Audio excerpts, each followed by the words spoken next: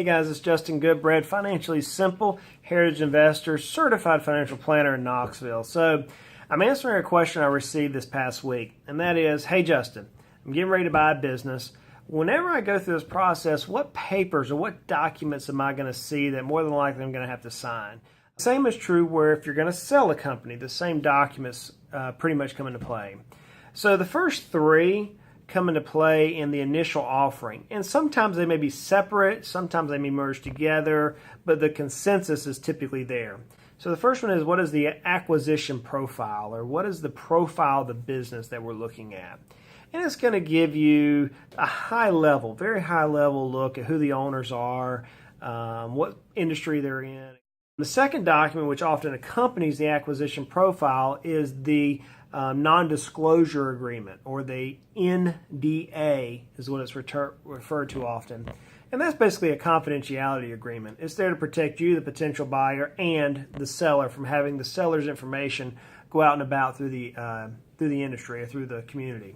The third document is probably where all the meat and potatoes are, if you want to know. It's the Confidential Information Memorandum, is what the technical term for it. Some people call it a CIM, and that stands for Confidential Information Memorandum.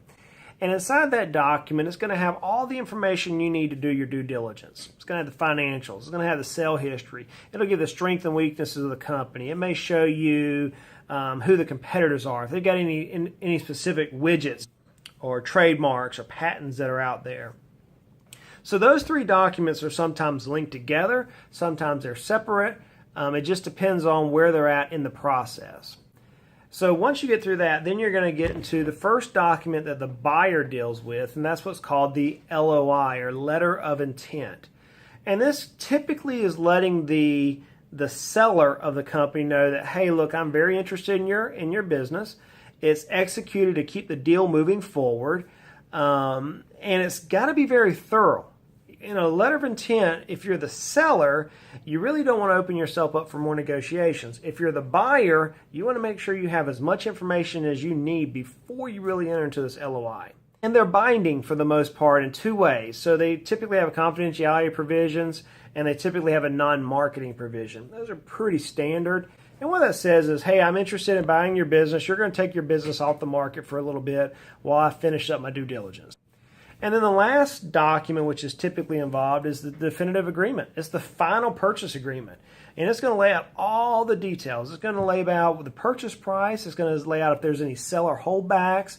It's going to if there's any seller retained financing. And this is where your attorney, your CPA, your CEPA, CEPA, CFP, all your team's going to come together and make sure that you have the right provisions inside this definitive agreement, and it works within your financial position. So 5 documents. You sometimes see them in 3 different areas, 3 different offerings, but I hope that gives you some understanding. Now, look, I'm not a lawyer. You know that. I work with a lot of them. I see these documents regularly. It's not my job to write them. It's not my job to give you legal advice. My job is to help you get through this process in the most time-efficient and tax-efficient manner possible.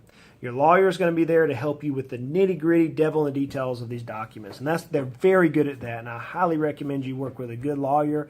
And if you find a lawyer that's a CEPA, a CEPA, man, you got a slam dunk.